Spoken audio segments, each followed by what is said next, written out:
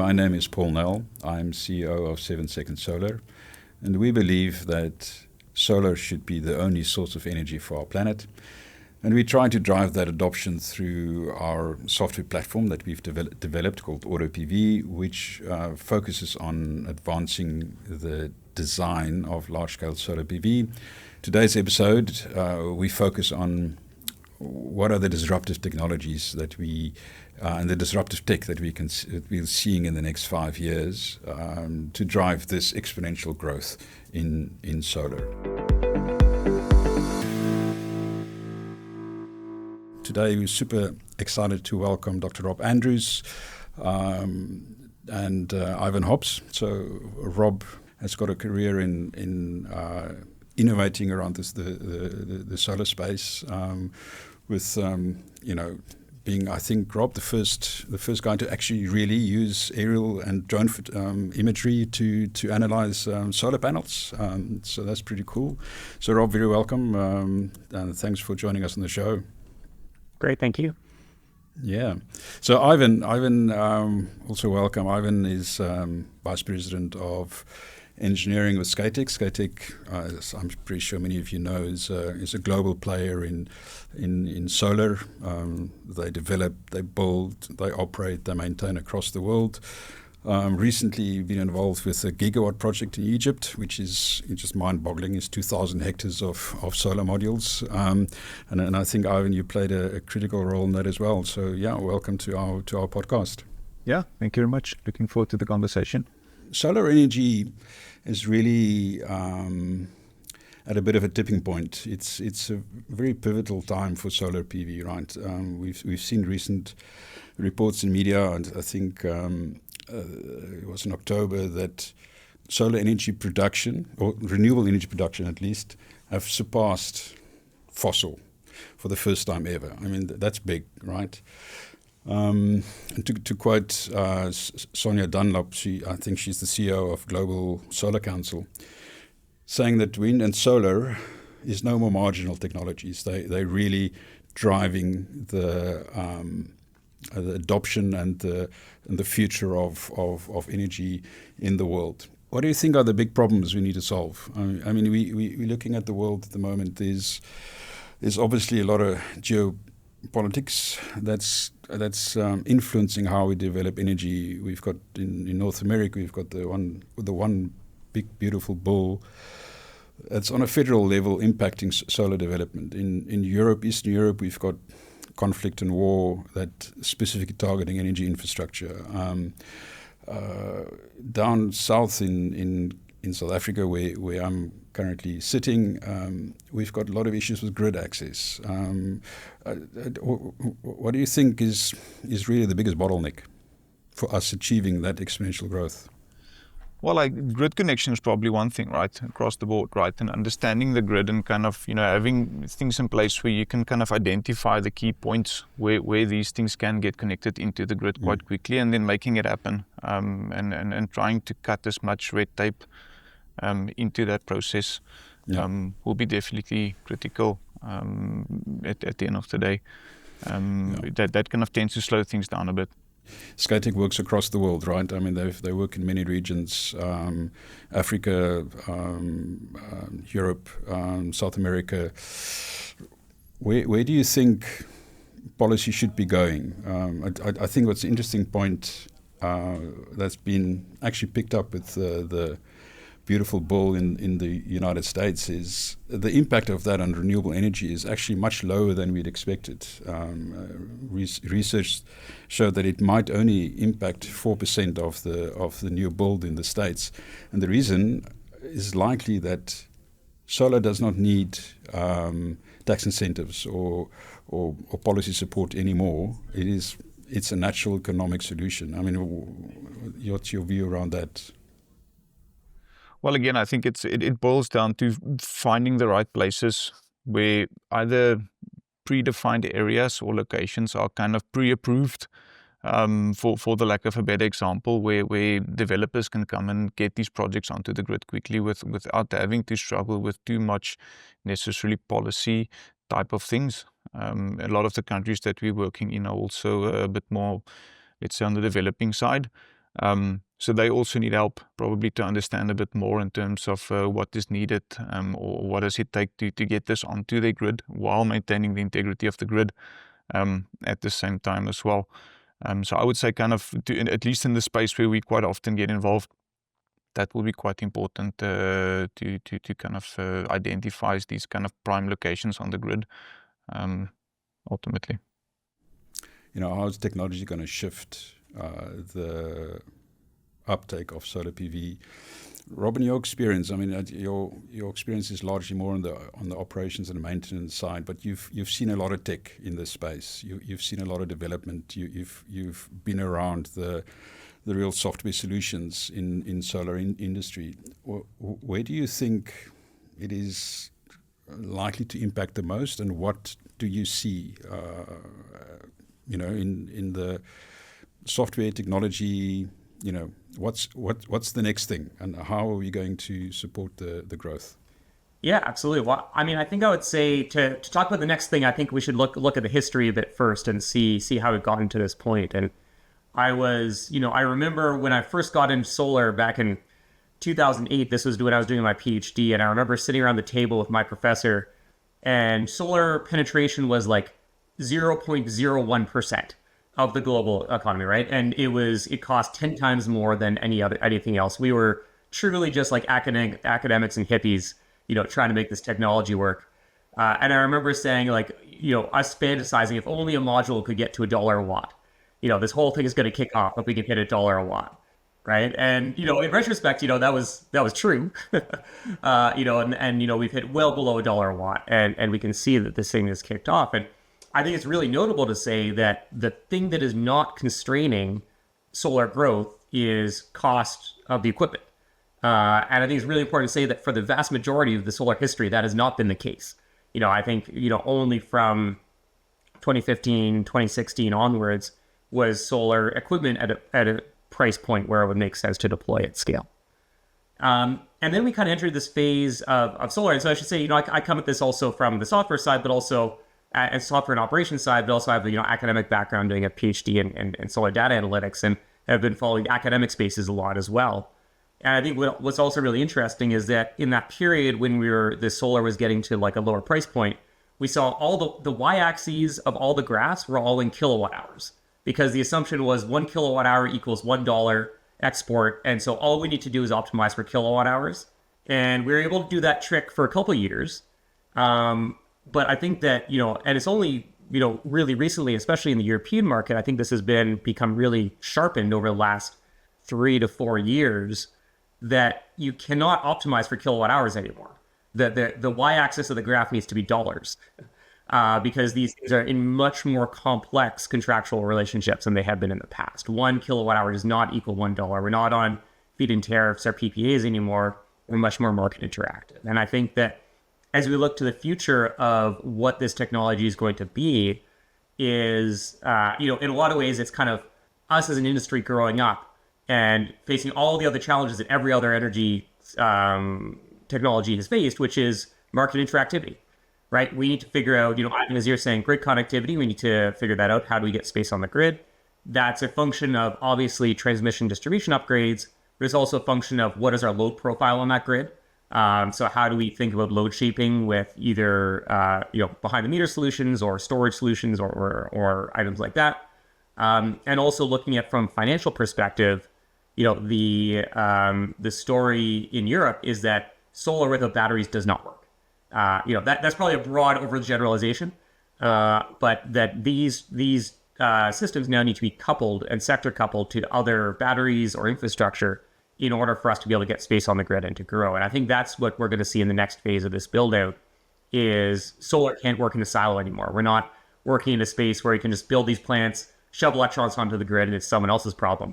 I think that this next phase of exponential growth is going to be figuring out how do we think about that load side as well, and how do we manage that alongside of it. And that can look like, batteries, that can look like, sector coupling, that can look like data centers. But solar companies look less and less like solar companies and more like energy companies. The grid's coming up again, right? So is there not an opportunity to do away with the grid. I mean, there's a lot of talk about embedded generation. There's, if you look at the big mining houses, and if you look at the developing regions in the world, Africa, where building grid infrastructure is really hard. Is there an answer for a focus on more distributed energy? Is that real with batteries? I mean, is that something we can see? I don't know. Rob, I don't know. No, I would say yes. I mean, Yeah. I think in most cases, especially where that becomes problematic on the grid side, right? I mean, if you can kind of keep the grid as is, but then use a combination of technologies and the way you control and manage them ultimately, to still get, let's say, either take the demand off the grid and kind of free up that capacity for something else, or alternatively at least get what you need on your side of the meter, if you want to put it like that, going. And that's not going to be solar by itself, like you said, Rob. I mean, that will have to be a combination of more than one technology probably at the end of the day, and managed and controlled in a smart way. A lot of the criticism against not just solar but renewable is really the intermittency of it, and it's specifically relevant for the lighter networks, the smaller networks, the developing countries networks. So you know, that's kind of it's not entirely a problem as big as it's often made out to be, but it is a reality, right? So, yeah, I mean, that complicates the whole grid-connected large solar battery storage story even further. Maybe jumping a bit forward in the conversation, right, as well. But I mean, a lot of the technology is starting to address that inherently now as well, regardless of size, for its worth. But over to you, Rob. Yeah, but I mean, I think fundamentally, I mean, the grid is an amazing technology, right? It's the largest machine humanity's ever built. It's an incredible thing. I think the future of exponential growth of solar, you know, in my opinion, just doesn't exist without the grid. The future is not distributed generation, islanded distributed generation, right? It's taking advantage of this amazing machine that we've built. That's hard to build, you know, and we're feeling that pain now to build it. And I would also say, I think the canary in the coal mine for, is it possible to manage large loads X grid without the grid, is the hyperscalers and the data centers. If they can do it, they will. And so far they have not been able to do it.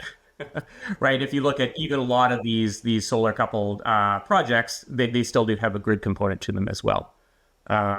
So I think a lot of this is going to be in the context of how do we look at the exponential growth curves of what we're looking at.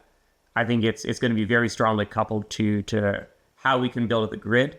But building out the grid doesn't mean necessarily only putting pylons in the ground or transmission towers. It means things like using technology and software to increase the rating, you know, dynamic line rating for transmission lines, getting more out of lines we already have. It means reconductoring existing lines. It means you know, adding batteries and storage technologies to reduce congestion. And so I think that there's a lot of really exciting technologies in that space to open up that capacity to build it together. And I think that's another example where a solar company needs to be an energy company and needs to be working, it's what it used to be is that solar companies threw technology or threw projects into the queue and then complained when they didn't get them built fast enough. And that's maybe a bit of a crass way of saying it. But I think now it's going to be, you know, much more proactive of, all right, how do we build grid supporting technologies and infrastructure into what we're building out in order to help us get access to the grid? And that could look like building behind the meter with grid support or something like that. But I think that the grid is really important to it. But so kind of staying on the topic, but moving a bit north, right? So Ivan, you're based in Oslo, and there's not a lot of sun there, right? So we're talking solar. Northern Europe has got the problem of not a lot of sun, right? Yep. North Africa, where Scatec is very active, has got a solution in terms of, you know, lots of really good solar resource, right? Yet there's no massive export, or at the moment, I'm not sure if this has changed. Maybe you have a little bit more information about this, but making the energy elsewhere and using this amazing machine we built and getting into the north of Europe, because there's still a lot of reliance on nuclear, there's a lot of reliance on fossil. How do you see that change? I mean, are there plans for significant transmission through the Mediterranean? I don't know. What's the view there? Yeah, I mean, I've heard about it at least, and I mean, and there's been some discussions around it. I mean, that's not really the space that we are actively involved in, but in the conversations that we've had, that's been mentioned. These kind of, let's say, interconnectors into Europe, which makes sense. I mean, it's doable. It's being done elsewhere in the world as well. Again, it's probably back to where we started with policy and breaking down some of these barriers ultimately to make that happen as well. I mean, these things don't come cheap. So that takes much bigger collaboration ultimately to address those kind of solutions. So I maybe just shifting the conversation a little bit. Scatec and your team specifically is involved in really big projects, engineering big projects. And if you're looking to the next 5 years, IEA is saying 2.5 terawatts of utility scale projects. If you do the sums, it's roughly 12,000 engineering years, right? So, I mean, it depends how you slice this pie. But, I mean, it's a lot of engineering work that must go into preparing, planning, designing these projects. What do you see as the biggest issue for your team in delivering a gigawatt project? I mean, these projects are not small. I mean, we're looking at 2,000 hectares, or maybe it's a little bit less. But it's, I mean, we're talking in that ballpark. So, what are the things that you would like to see different to be able to deliver faster and higher quality? Yeah, well, I think like we spoke a bit about before as well. I mean, it starts maybe a bit earlier in the process, right? Before you even go into the engineering side of things, is kind of first finding this optimal solution that really fully utilizes the equipment that you're putting down on the ground. And I mean, their software definitely, plays a role. I mean, how it takes form or shape, I mean, depends a little bit on the workflow that each company, has got at the end of the day. But for us to be able to iterate through a lot of different configurations and scenarios effectively, efficiently early on is very important. And then from there, kind of finding ways to chip away at some of the engineering and design elements quicker than necessarily doing it by hand or in Excel. Is definitely beneficial as well. Like throughout the development of these projects, also things change. So quite often you have to take 5 steps forwards and 3 steps back, and then back and forth. And that can result in reworks. So anything that can kind of make that process easier and faster is quite beneficial to us ultimately. So Rob, you've I believe dabbled a little bit with AI as well in recent years, and it's really a topic that I guess you can't have any conversation around software and not mention. From where you are and what you're seeing, is there a real solution around AI? I'm not just talking about the design phase and the planning development, but also, part of the problem we need to solve is how do we maximize the utility of solar PV in the next 5 years? And a massive part of that is the O&M side, which, the design and the build is going to take you 2 years, but you've got to run this plant for 20, 30 years. Are you seeing any developments, any real potential value of latest tech being implemented? Yeah, absolutely. Well, and again, maybe this is a theme of me answering the questions. Let's look at history, and then we can look at the future. So quick background. So did my PhD, and then co-founded a company called Heliolytics. Myself, Mike Yan, and Scott Innes founded this company together in quite a few years back, and then ran that for about 10 years before exiting that a few years back. And so that company was interesting. So as you mentioned, we did aerial inspections of solar farms. We had drones, but primarily aircraft actually, that flew over top of those sites, gathered imagery, infrared, and then processed it. And in that company, AI obviously was also a big conversation point. But I think the story of that was AI continually under-delivering its promises of what it could be. I think in that period from 2013 through to 2023, was really AI as a marketing term, and I think we've all seen this, right? Is you say it used to be big data, and then people thought that AI was a cooler name, and so they just rebranded big data as AI, and it became that. And so, what we saw incremental gains from using AI in these tool sets, but we also saw, a heavily high dependence on things like manual processes and things like that. And so I really, come at this from a bit of an AI skeptic's viewpoint, to be honest, is that this is not a magic wand. It's not a thing that you can just throw at something and then, it becomes better. And it's also a much abused term. And I think when we think about the impacts of AI or advanced computation in the future of especially PV development, I think it's really important to talk about the two types that we have. We have machine learning, which is what we've been doing for years, right? Which is how do we look at a history of a time series signal or a signal in general, and how do we use that to try to identify either its properties or what it might do in the future. And then we have generative AI, right? And that's what we all think about now when we talk about AI. You talk to your computer and the machine god gives you answers. What has been really interesting is looking at those two pieces of technology in tandem and seeing beyond just I can now talk to my computer. Are there fundamentally new things, new capabilities that we have behind all of that change the way that we can start to operate and work within PV projects?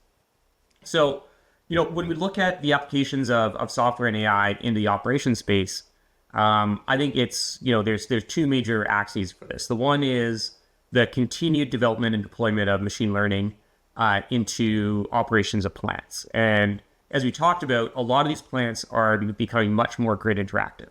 It's no longer feed 1 kilowatt hour equals $1. Grid forecasting and dispatch strategies are two use cases that are very heavily leveraged by using machine learning techniques.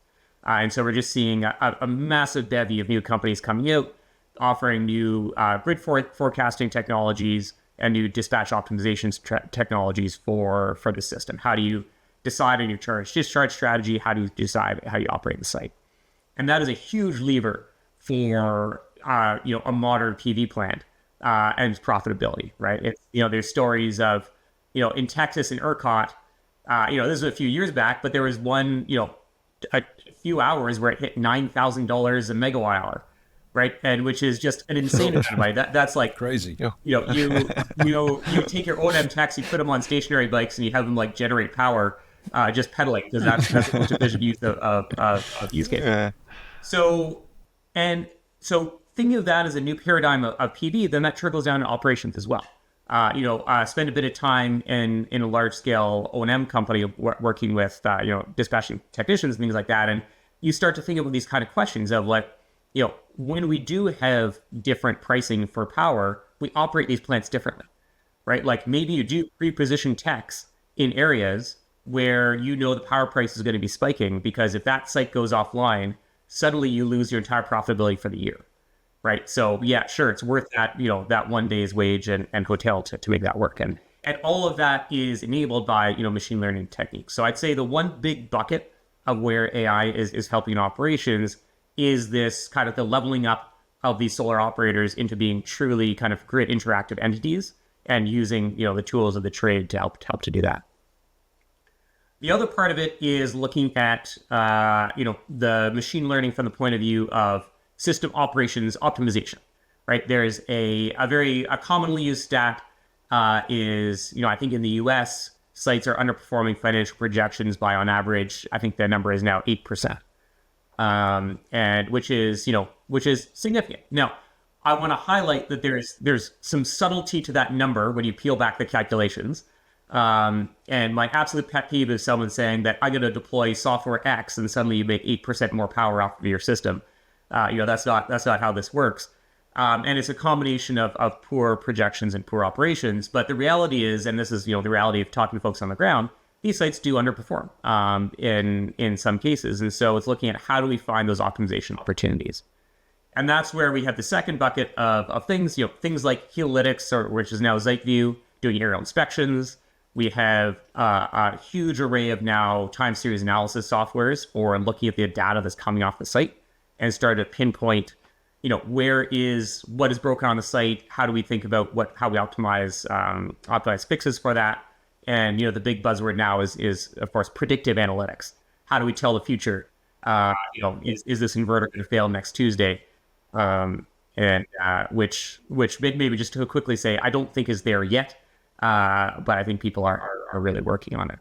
Yeah. Okay. So Ivan, Scatec is also an large operator of projects, right? So you also do a lot of O&M, I mean, how does what Rob says resonate with how you are operating currently your plants, and what do you still want technology to solve for you as an operator? Well, I mean, I think the stuff that Rob was talking about is the kind of stuff that we look at and look into to implement in our projects. Of course, I mean, at the end of the day, being not just an EPC but also owner, developer, O&M, the whole kind of value chain. We look at technologies like this, right, to make our lives easier as well, but at the same time, do it in a way where it's cheap and makes sense overall.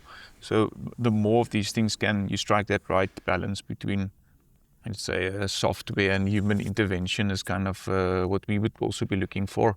And that comes into monitoring and all these kind of things as well. And that you're starting to see in the equipment also into the market these days also becoming smarter, right? So the amount of data points and the data that you can get from the physical equipment is also becoming better.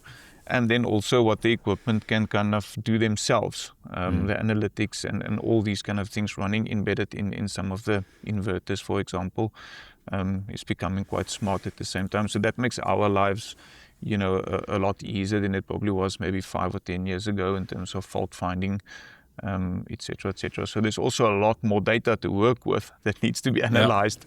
Yeah, so tell me, Ivan, can you predict whether that inverter is going to fail on Tuesday, or are even humans not that clever yet? No, I mean, it's still a bit of a tricky one. I think, like Rob also said, right? I mean, there's also an element of failure linked to, let's say, the way it's been installed and a couple of other things. So it's not just physically what's happening on the machine, but external factors as well. So there's probably ways where you can at least start identifying something being off the mark, for the lack of a better word, and then at least send a human there to go have a look before it fails at the end of the day. So there's the two definitely complements each other for the best part of it. It's probabilities at the end of the day, right? And I think that when we're thinking about things like spare parts and stuff like that, I think that that's where we're at, is we can look at what are the probabilities of something happening and how do we position stuff around it.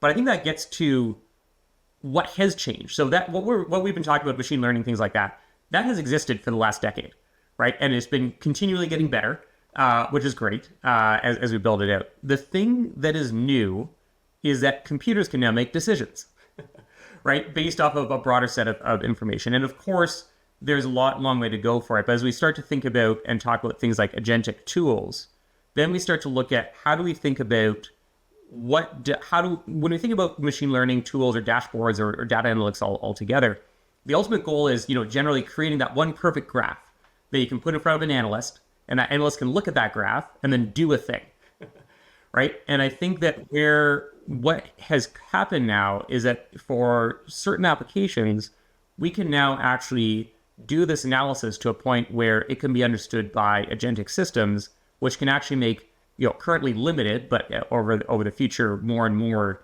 types of decisions that are going to happen for a site. And I think that the thing that is an interesting gap that has not been approached yet and that has not been looked at for how do you enable both agentic human systems and agentic systems, but in agentic systems, it have to be a bit more structured, is all of the other context of what is happening on this site in order that is typically held in the brain of an asset manager.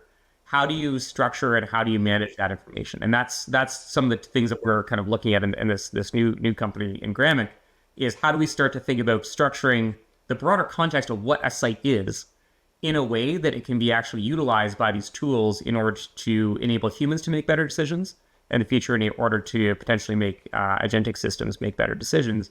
Because as you said, these things can be very complex, and there's a lot of decision chains and things like that happen on a site. And there are some really interesting new capabilities that have come out and I think that's one of the fundamentally new things that has emerged in the past couple of years. But that probably also means that we have to think about the software and the tools we use during the design phase, and how our data is already kind of, because that's what we also see on our side as well. I mean, you kind of get through the EPC phase, and then somebody needs to take it over on the other side, and there's like a marriage that needs to happen there.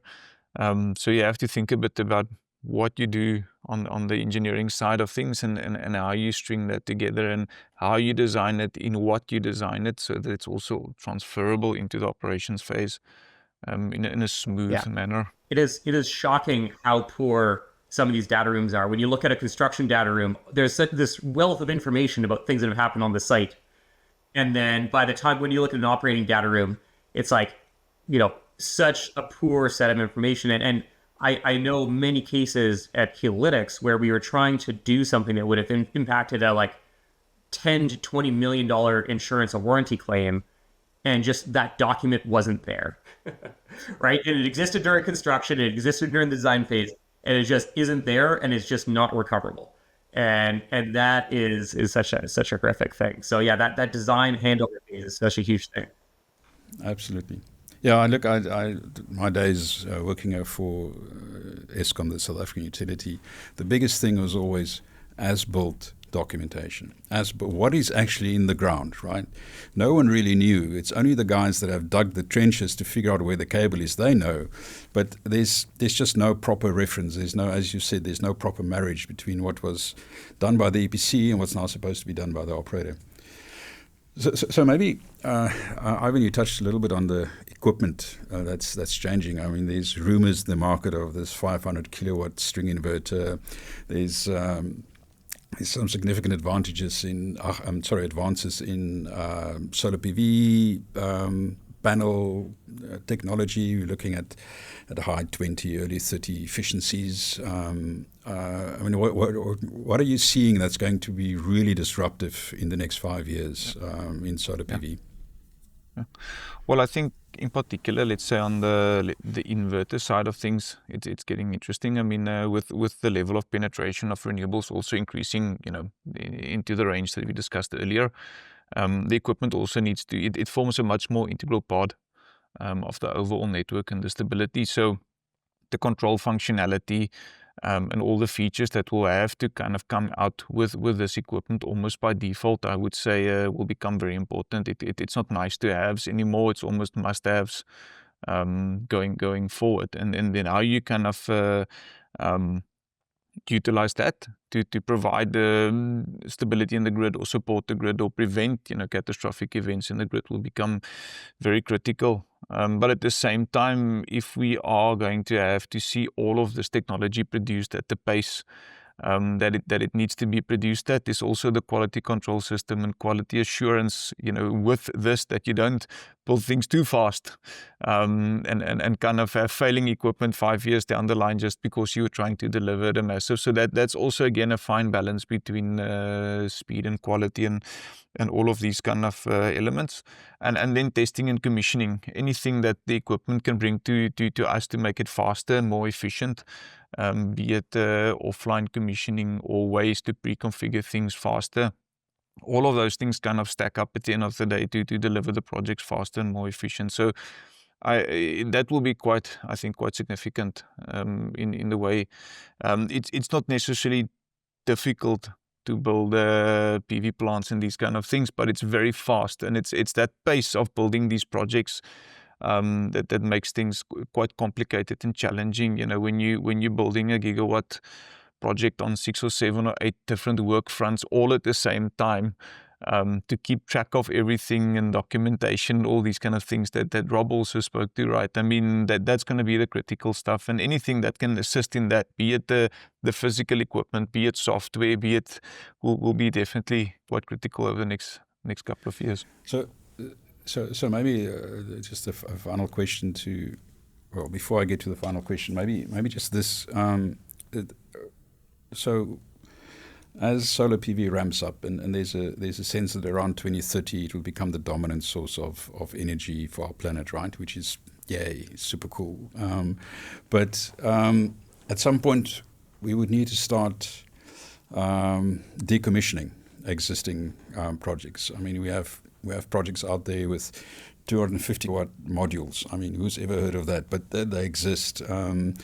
And 100 kilowatt string inverters or whatever, the old technology. And now we're moving towards the end of life. You need to start repurposing, refurbishing, upgrading. What do you see as the challenges in ensuring that our existing, and maybe Rob, a question to you with specifically linking back to the O&M challenges. What do you think we need to do to make sure that as the projects come to end of life, we get the most out of them in the next 20 years? Yeah, it's interesting because we need to define what we call end of life, right? Is end of life this thing is on fire and no longer works, or is end of life that or is end of life the 40-year lifetime that this thing is financed under, and that is the end of life? And I think what we're seeing practically is, so we have technical end of life and financial end of life for a project. And technical end of life, I would be surprised if any projects truly see technical end of life, because I think financial end of life is going to hit first. Where you look at this project where you have land and interconnect and 250 watt modules, there's going to be a point in that project's lifetime where it makes financial sense to take everything out and repower that with, whatever, 1 kilowatt modules maybe by 2030, to make better use of that interconnect space. And so I think that we're seeing this already in Europe. I think is maybe a couple years ahead of North America in this, is that we're already seeing large scale DC repowers of sites. These are typically large scale DC repowers for projects where there have been some level of severe defect that's happened with the modules, which unfortunately does happen. But I think that we'll see that, is it likely that these projects are truly going to live out their 40 years versus going to be decommissioned sooner?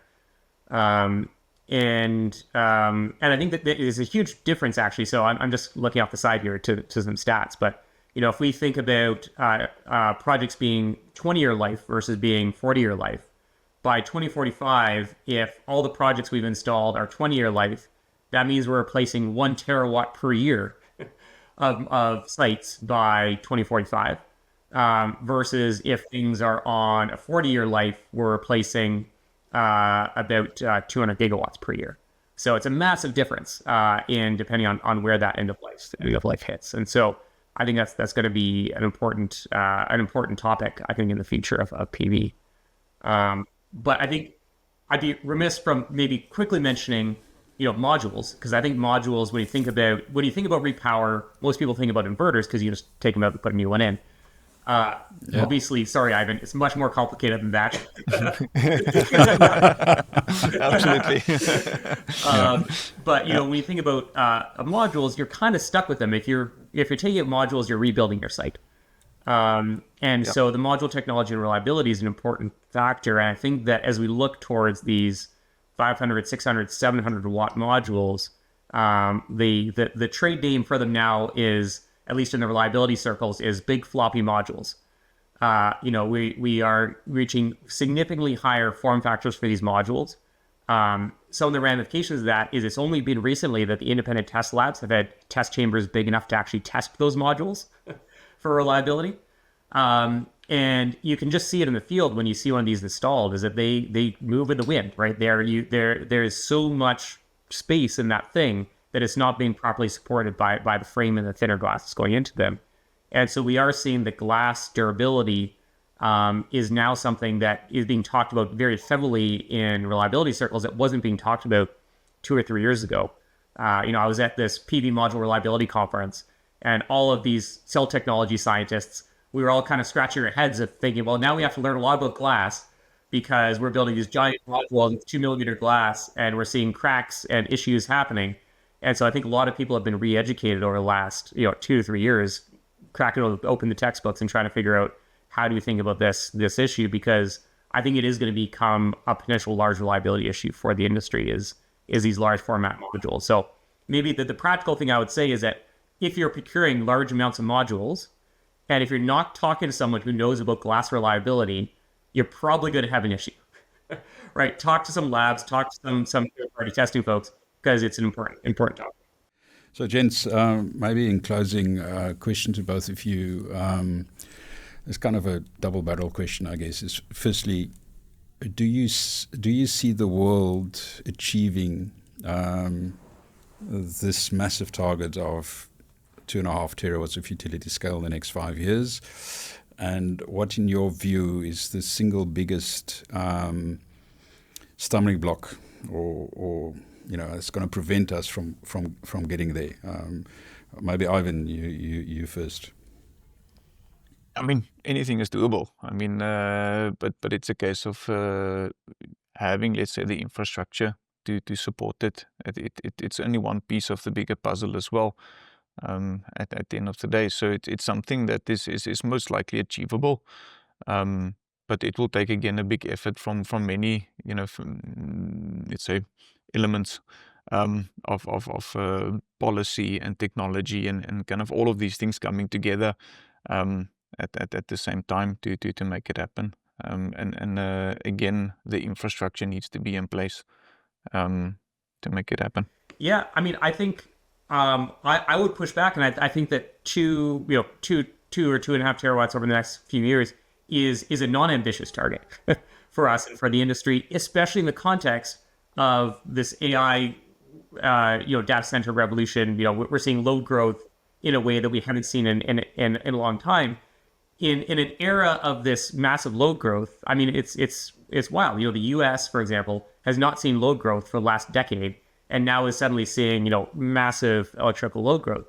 In this context, if we don't build 2.5 or many more terawatts than that, then we're going to see some pretty negative climate outcomes that are coming from it. So the imperative is to build this out. And I think that, as we've been talking about, and as you guys have mentioned, is what is going to mean and require is, solar companies becoming energy companies, is how do we think more holistically about how we're deploying things.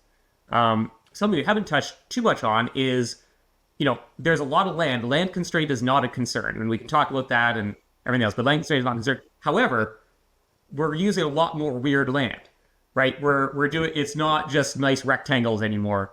We're deploying this stuff in. These projects are looking much more intricate.